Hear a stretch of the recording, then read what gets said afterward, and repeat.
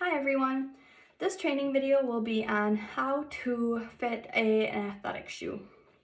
I will be covering three main objectives throughout the video. The first objective is going to be how to use a Brannock, why we should not use a Brannock to measure the width of someone's foot, and three, how to tell if someone's shoe is fitting properly. So, before getting someone into a shoe, we are going to need to measure them. To do this, we're going to use a tool. It's called the Brannock device. It's going to look like this. When measuring someone's feet, you want to make sure that you measure both of their left and the right foot, because usually one foot is always bigger than the other. And when getting the measurement, you want to make sure you get two measurements for each foot, the arch length and the full length of the foot from the heel to the tip of the longest toe. So let's get started. When measuring someone's foot, you want to make sure they're standing. You don't want to measure someone's foot while sitting, because once you stand up, your foot elongates, making the measurement longer or bigger than what it would be if they were sitting.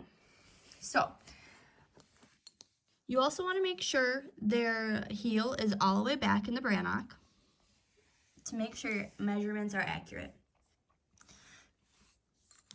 To measure the length from the heel to the toe, you're going to use the numbers on this part of the Brannock.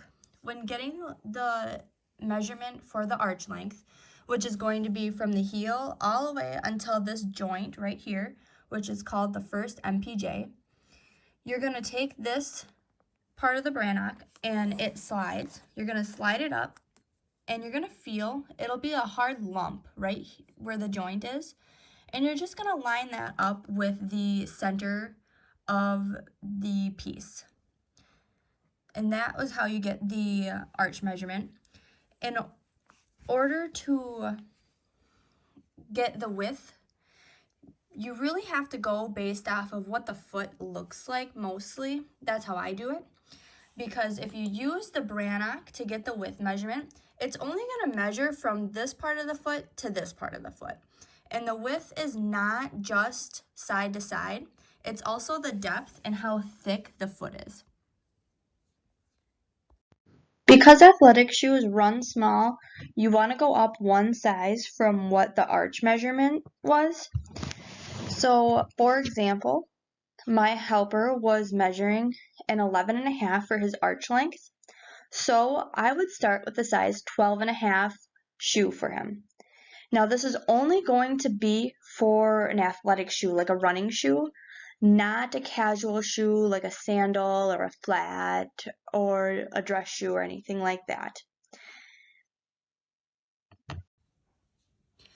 When checking to see if the shoe fits properly, you want to feel for that first MPJ that I was telling you about when we were measuring, and you want to make sure that that is lined up with the widest part of the shoe. So right through here, that's going to be the widest part of the shoe, and the sole can help you decide where that is located. So you're going to feel, and you want that to be lined up right through there. And then another way to tell is you want about a thumb's width of room between the toe and the shoe. Here, my helper's toe has about half of my thumb's width in the front. So that tells me that we should go up about a half a size and the shoe would be fitting properly. Thank you so much for watching. I hope you can take the information I gave you here today and implement it into your work.